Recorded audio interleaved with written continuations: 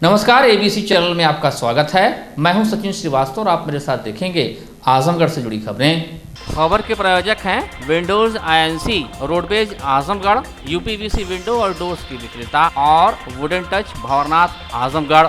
Bharatiya Janata party के प्रदेश प्रवक्ता आनंद दुबे का रविवार को जनपद आगमन पर जोरदार स्वागत लछरामपुर स्थित मां कौशल्या देवी नर्सिंग होम पर डॉक्टर मनीष त्रिपाठी के नेतृत्व में किया गया। इस मौके पर प्रदेश प्रवक्ता आनंद दुबे ने कहा कि आजमगढ़ की सरजमी ऋषियों, मुनियों, सामाजिक क्रांतिवादियों, आजादी के जननायकों, साहित्यकारों, शिक्षाविदों की उर्वरक भूमि है।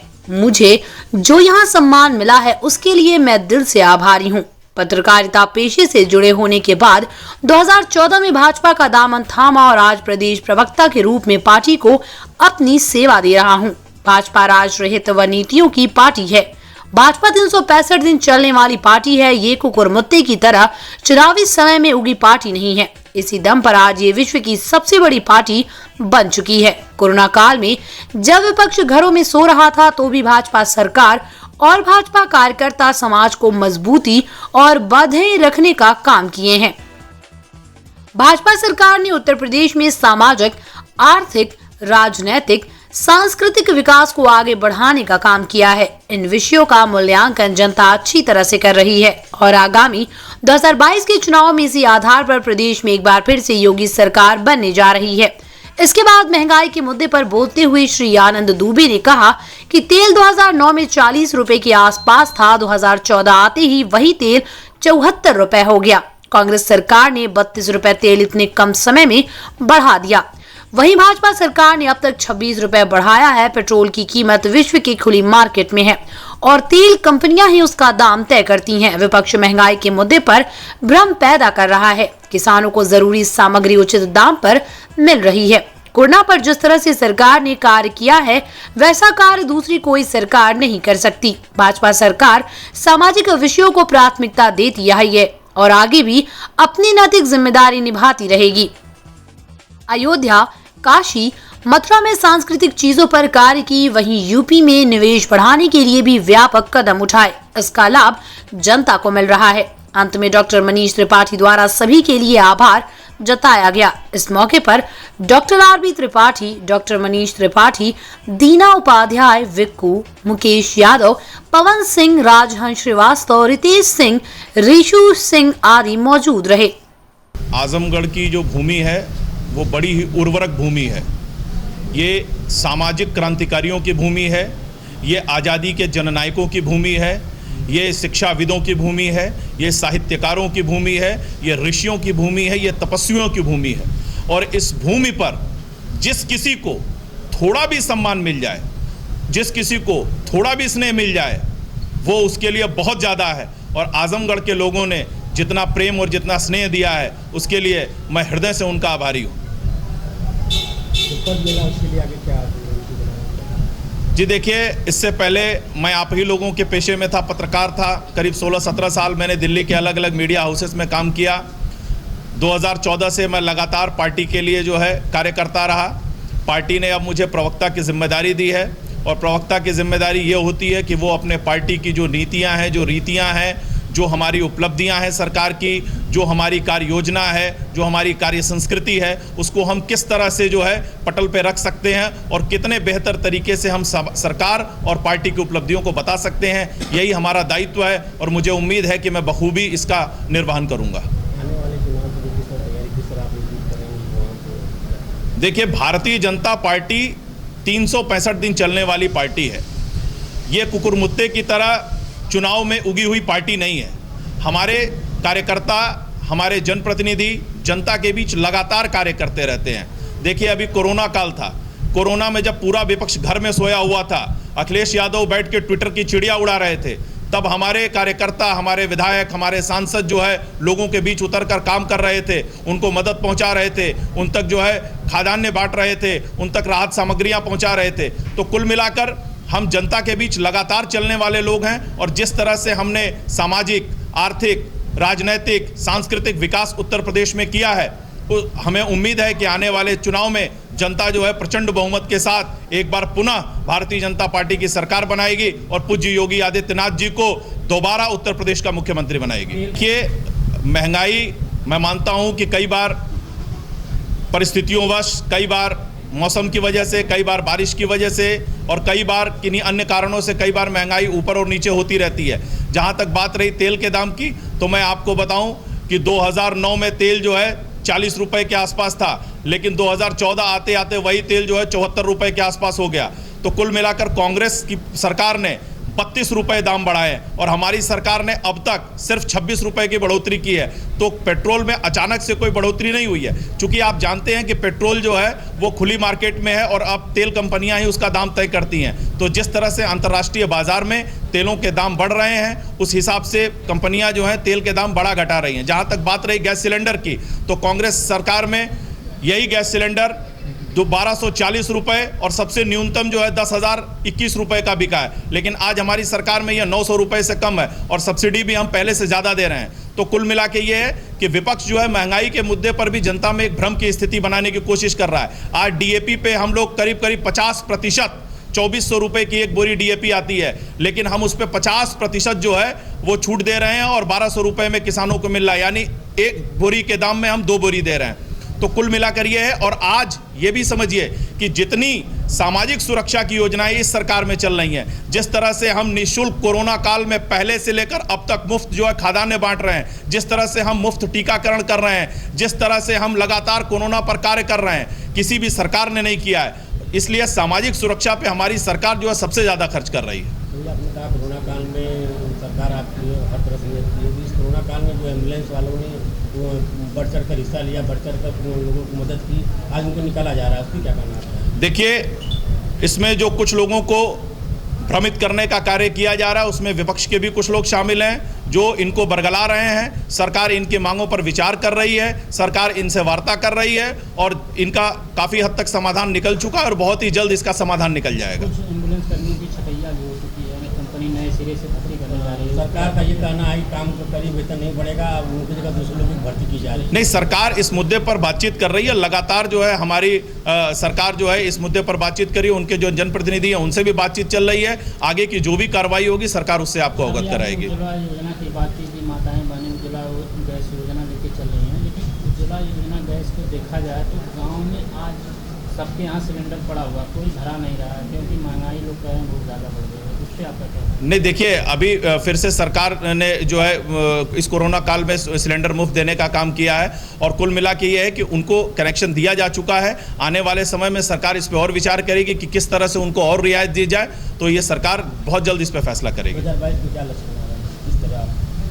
देखिए, मैंने पहले ही बताया कि हम सेवा भाव से जुड़ी हुई पार्टी हैं, हम 365 दिन काम करने वाली पार्टी हैं, हम जनता के बीच लगातार चल रहे हैं, जनता के बीच जाएंगे और अपनी उपलब्धियों को बताएंगे। जिस तरह से हमने अयोध्या, काशी, मथुरा में सांस्कृतिक निर्माण किया है, जिस तरह से हम उत्तर प्रदेश में निवेश लेके आए हैं, जिस तरह से हमने युवाओं को रोजगार दिया है, जिस तरह से हमने उत्तर प्रदेश में गुंडा राज और माफिया राज को ख़त्म किया है, हमने अब तक जो है 15 अरब की संपत्ति जो है माफियाओं से जब्त की है, 67,000 हेक्टेयर भूमि जो है माफियाओं से खाली कराई है। इन सभी मुद्दों को लेकर हम जनता के बीच जाएंगे और जनता से आशीर्वाद प्राप्त कर प्रचंड बहुमत के साथ फिर से सरकार बनाएंगे।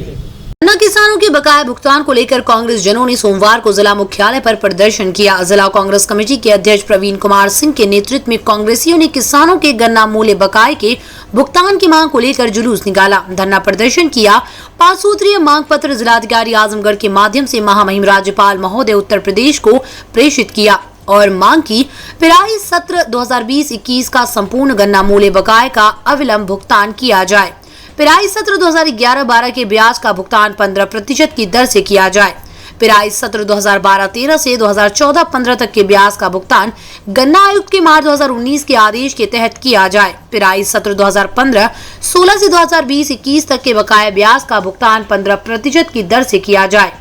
गन्ने का न्यूनतम मूल्य 450 रुपए प्रति क्विंटल किया जाए। इस धरने प्रदर्शन में किसान कांग्रेस के अध्यक्ष वीरेंद्र यादव भी उपस्थित रहे। जिला अध्यक्ष प्रवीण कुमार ने कहा कि सरकार का किसानों, नौजवानों, मजदूरों, छात्रों से कोई लेना देना नहीं है। उनका ध्यान भटकाकर सिर्फ वोट लेना चाहती है। उत्तर प्रदेश गन्ना उत्पादन का प्रमुख राज्य है। सरकार लगातार गन्ना किसानों की अनदेखी कर रही है, उनकी समस्याओं पर ध्यान नहीं दे रही है। 2017 के उत्तर प्रदेश के विधानसभा चुनाव में वर्तमान प्रधानमंत्री ने वादा किया था कि किसानों के गन्ना मूल्य का भुगतान 14 दिनों में कर दिया जाएगा। उसके बाद भुगतान में विलंब होने पर ब्याज दिया जाएगा, लेकिन उत्तर प्रदेश सरकार ने प्रधानमंत्री की बात पर भी तवज्जो नहीं दिया।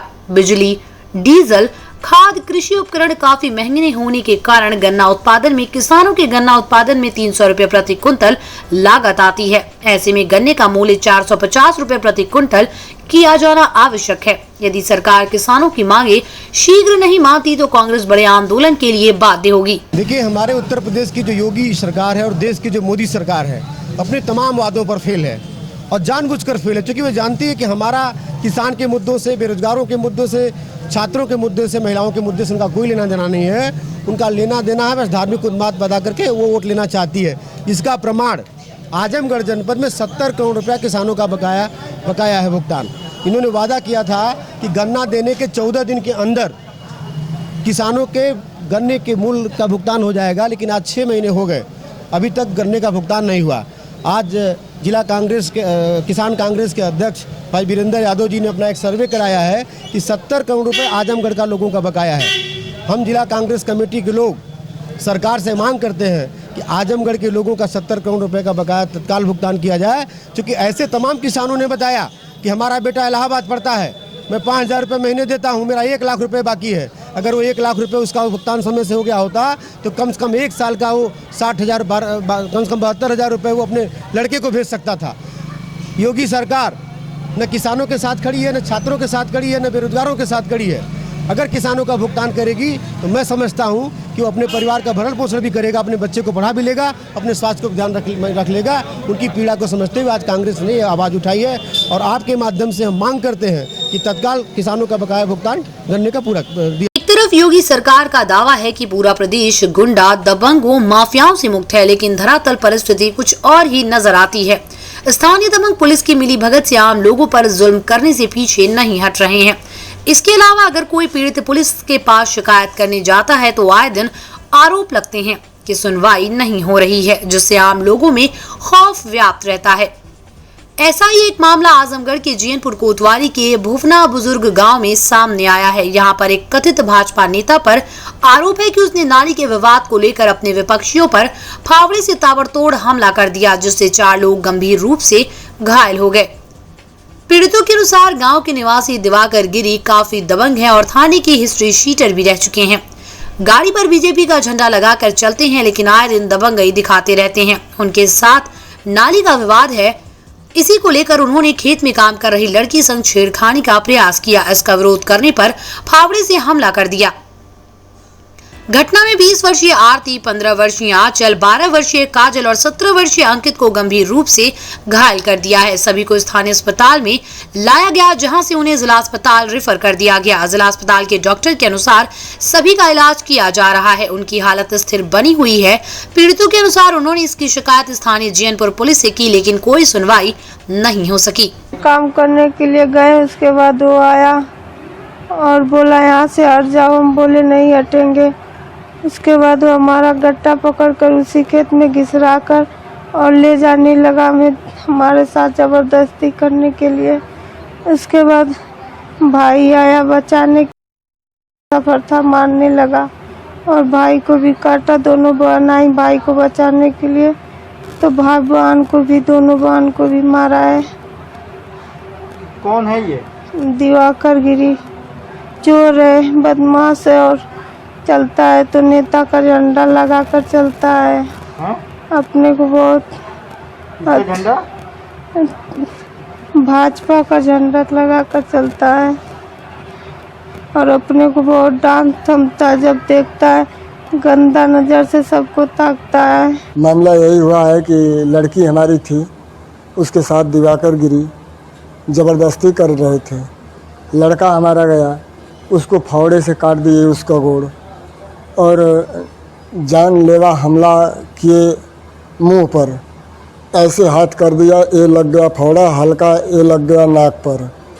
इसके बाद एक छोटी लड़की गई है, उसको मारे हैं फावड़े से, उसका सर यहाँ पर कट गया है।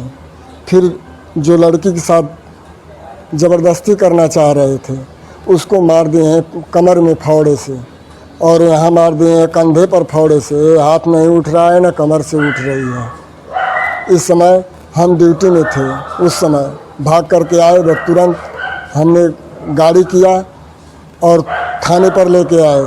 थाने से तुरंत हम अस्पताल में एडमिट किए हैं। पूरा परिवार हमारा थाने में अस्पताल में है। का बोर्ड लगाया है अपने गाड़ी पर, भाजपा का बोर्ड लगाया है, और चोरी डकैती छिनैती यही करता है, यही इसकी पेशा है। और हमेशा कंटा लेकर के धमकाता है। यहाँ आने के बाद भी गांव से फ़ोन आया था कि 10 लौंडों को लेकर के हमको खोज रहा था, लेकिन हम तो चले आए थे अस्पताल में, अभी भी खोज रहा है। मारधाड़ के केस आए हुए हैं, एडमिट हुए हैं, उनका इलाज चल रहा है सर। क्या स्थिति है? ठीक है, स्टेबल हैं, बाकी इलाज चल रहा है।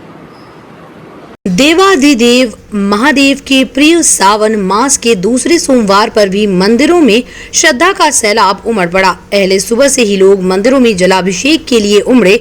भोलेनाथ के जयकारों से माहौल भक्ति में रहा। लोगों ने बेलपत्रों और भांग धतूरे आदि से महादेव का अभिषेक किया। भोलेनाथ के सामने अपनी मनोकामना पूर्ति के लिए प्रार्थना की। नगर के छोटे बड़े सभी मंदिरों में सावन के दूसरे सोमवार पर श्रद्धालुओं की भीड़ दिखाई दी। बाबा भवरनाथ के मंदिर में सर्वाधिक भक्तों ने हाजिरी लगाई। यहाँ सुबह से ही भक्तों का तांता लग गया। हर कोई भगवान शिव पर जल, दूध, पुष्प व बेलपत्र चढ़ाने के लिए हाथ में लेकर खड़े दिखाई दिए। यहाँ कोविड से सावधानी रहे, इसके लिए बार बार पुजारी व प्रशासन संबोधित भी करते दिखाई दिए। सुबह 4 बजे से ही बड़ी संख्या में महिलाएं और भक्तगण फूल, दूध, बेलपत्र आदि लेकर मंदिर में भोलेनाथ की आराधना करने पहुंचने लगे, जिसमें बच्चों से लेकर बुजुर्ग व युवा भी शामिल थे। शिवालयों में भगवान शिव का दूध, जल आदि से अभिषेक किया गया। इस दौरान ओम नमः शिवाय के जयकारे से शिवालय गूंजते रहे। भक्तों ने भोले बाबा के दर्शन कर आशीर्वाद लिए। इस दौरान भक्ति जहां चरम पर दिखाई दी, वहीं समूचा जनपद शिवमय नजर आया। भक्तों को कोई असुविधा ना हो, इसके लिए मंदिरों के बाहर पुलिस की भी चाक चौबंद व्यवस्था रही। बाबा भवरनाथ के और बाबा महादेव का दिन होता है। बाबा महादेव सावन में 30 दिन जमीन पर रहते हैं, और बहुत अच्छा दिन आज का है। सावन का सोमवार, दूसरा सोमवार है, जो बहुत भीड़ रहती है, संभालना मुश्किल हो जाता है। सुबह 4 बजे से ही भीड़ चालू हो जाती है। यहाँ पर बहुत दूर दूर से लोग आते हैं, और यहाँ की महिमा इतना श्रद्धा से है कि लोग आते हैं और श्रद्धा पूर्वक बेलपत्र, जल, धतूर, माला, फूल आदि चढ़ा के बाबा से मनोकामना पूर्ति की कामना करते हैं। सावन का पवित्र महीना है, तो हम लोग भोले बाबा से प्रार्थना करते हैं कि हमारा पूरा देश, पूरे घरवासी, शहर के लोग, सभी लोग इस कोरोना महामारी से मुक्त हो, सब लोग स्वस्थ रहें, बस यही प्रार्थना है प्रभु से। तीसरी जी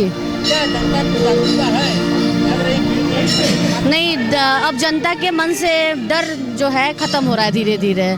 पहली बार दूसरी बार तो बहुत भयावह स्थिति थी, लेकिन अभी कुछ धीरे धीरे हम लोग को अपने धर्म और आस्था पे विश्वास हो रहा है कि नहीं, सब सही होगा। तो भोले बाबा की कृपा से सब सही हो जाएगा। लंबित पड़ी समस्याओं, कामकाज में आ रही व्यवहारिक दिक्कतों, कर्मचारियों की समस्याओं को लेकर सोमवार को ग्राम विकास अधिकारी एवं ग्राम पंचायत अधिकारी समन्वय समिति ने विकास भवन पर धरना दिया। धरने के दौरान कर्मचारी संगठन ने स्थानांतरण संबंधित समस्याएं और खंड विकास अधिकारियों के मनमाने रवैये से क्लस्टर व्यवस्था में हेरफेर को लेकर अपना आक्रोश जाहिर किया। धरने के दौरान समिति के प्रदेश महामंत्री शांति शरण सिंह ने कहा कि ग्राम विकास अधिकारियों व ग्राम पंचायत अधिकारियों का व्यापक पैमाने पर उत्पीड़न व शोषण किया जा रहा है, जिसे हरगिज भी बर्दाश्त नहीं किया जाएगा। विभाग में राजनीतिक दबाव में ट्रांसफर किए जा रहे हैं, जिससे भ्रष्टाचार पनप रहा है। मनमानी ढंग से क्लस्टर का आवंटन किया जा रहा है, जिससे विकास कार्य प्रभावित हो रहे हैं। उन्होंने इस मनमानी को तत्काल बंद करने के लिए 24 जुलाई के बाद राजनीतिक प्रभाव से हुए ट्रांसफर को निरस्त किए जाने की मांग की। सचिवों का उत्पीड़न बंद किए जाने, कई वर्षों से एक ही विकास खंड में जमे कंप्यूटर ऑपरेटर, मनरेगा स्टाफ को तत्काल हटाए जाने की मांग की। आज धरना प्रदर्शन हमारा मुख्य रूप से जो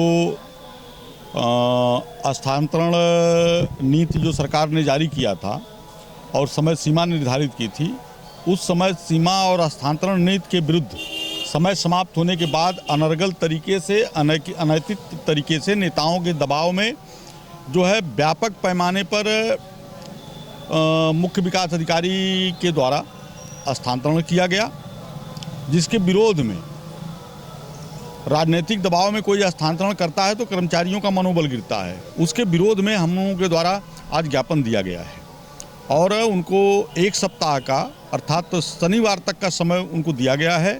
अगर स्थानांतरण निरस्त नहीं करते हैं तो उसके बाद हम रविवार को बैठ के रणनीति बनाएंगे, जैसा साथी तय करेंगे उस हिसाब से हम फिर आगे कार्यक्रम निर्धारित करेंगे। किया गया है। कुल हमारे 34-35 कर्मचारी हैं, जो ग्राम पंचायत अधिकारी, ग्राम विकास अधिकारी जो है। उसके अतिरिक्त मनमाने तरीके से जो क्लस्टर बने हुए हैं उसको मनमाने तरीके से खंड विकास अधिकारियों द्वारा जो है चेंज किया जा रहा है और तमाम उत्पीड़न की कार्रवाई अनावश्यक रूप से की जा रही है। सामग्री का दर बढ़ गया है। हम लोग बार बार चिल्ला रहे हैं कि जितना जो सरकारी मूल्य है उस पर काम नहीं हो पाएगा, लेकिन फिर भी इन लोगों के द्वारा अनसुना करते हुए हम लोगों के ऊपर अनर्गल प्रेशर बना के काम कराने का दबाव बनाया जा रहा है। आप लोग जानते हैं कि सीमेंट का रेट क्या है। आपका घर परिवार, आप पत्रकार हैं, आपसे बेहतर कोई नहीं जानता है। हमको उसका 289 रुपया दिया जा रहा है। 289 रुपये में कौन बोरी सीमेंट देगी? या तो हमें दुकान बता दें ये लोग कि फला दुकान पे मिलेगा, आप जाके ले लीजिए। ईंटा का रेट 11,000 सवा 11,000 दिया जा रहा है, जिसमें कोई ईंटा मिलता नहीं है। ऐसे तमाम मटेरियल्स हैं जो बाजार मूल्य से काफ़ी कम हमको मिल रहा है और हम काम करने में अपने को सक्षम नहीं पा रहे हैं उतने मूल्य में। लेकिन हमारे कहने चिल्लाने के बाद भी, हमारे बार बार ज्ञापन देने के बाद भी ये लोग नहीं सुन रहे हैं। आजमगढ़ प्रदेश की राजनीति की धुरी होने के बावजूद सड़कों के मामले में फिसड्डी है। सरकार किसी की भी रही हो, लेकिन सड़कों की स्थिति बदहाल रही। इस जनपद ने प्रदेश को मुख्यमंत्री, राज्यपाल व केंद्रीय मंत्री तक दिया और तो और यहाँ से सपा सरकार में सपा के मुखिया मुलायम संसद गए और वर्तमान में अखिलेश यादव सांसद हैं।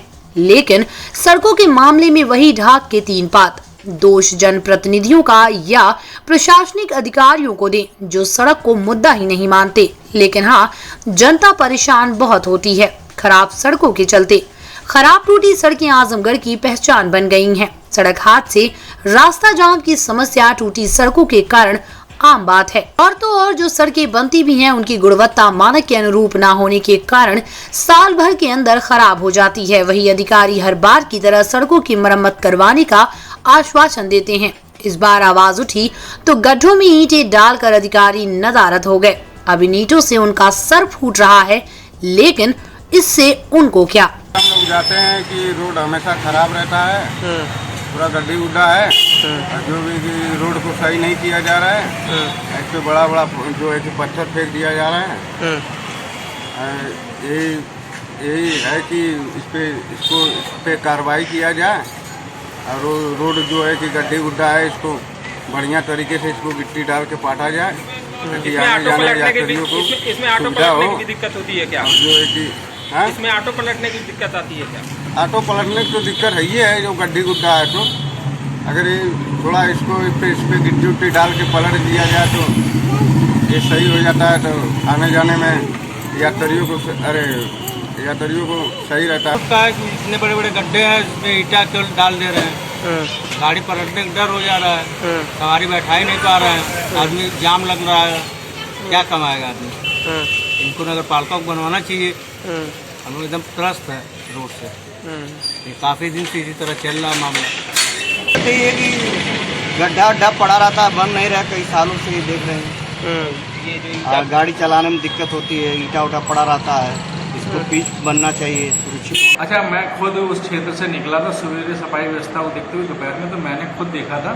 तो वो जो रोड चूँकि लोक निर्माण विभाग की रोड है, तो लोक निर्माण विभाग के जे से मैंने बात की, वो हमारे यहाँ संबद्ध भी हैं। तो उन्होंने ये बताया कि वहाँ पे रोड में जो गड्ढे थे तो उन गड्ढों को भरने के लिए जो है वो जो ईंटा के टुकड़े जो इस्तेमाल किए गए, लेकिन उनको अभी क्रश नहीं किया गया। क्रश करने के लिए मैंने उनसे बोल दिया है, क्योंकि बहुत सारी शिकायतें ऑलरेडी मेरे पास आ गई और उसके लिए मैंने उनसे जो है कोऑर्डिनेट करके, तो उन्होंने ये बोला कि वो अभी इसको करा देंगे और उसको जो है सही तरीके से रोड पे जो है चालू हालत में जाके आने जाने वाले कोई दिक्कत नहीं। वुडन और एल्युमिनियम हुआ पुराना, यूपीवीसी विंडो और डोर्स का आया जमाना। अपने घर, मकान और ऑफिस में लगवाएं शानदार यूपीवीसी विंडो और डोर्स। दीमक, पेंट, पॉलिश के खर्चों से बचें। High security, sound proof, energy saving, fire resistant, water proof, one time investment. UPVC window और डोर्स अब आपके शहर आजमगढ़ में उपलब्ध। Windows INC besides BJP office, roadways, civil lines, Azamgarh. Wall interior के लिए भी संपर्क करें। 3D wallpaper, 5D wallpaper, designing wallpaper, kitchen, bedroom and drawing room wallpaper. Wooden touch Bhanwarnath Azamgarh, a complete hardware store. हमारे यहाँ branded plywood, flush door, designer door, PVC door, Formica, fancy hardware, kitchen की chimney एवं modular kitchen की exclusive range उपलब्ध। अपने आशियाने में लगाइए 4 चांद, पहुंचिए वुडन टच भंवरनाथ आजमगढ़।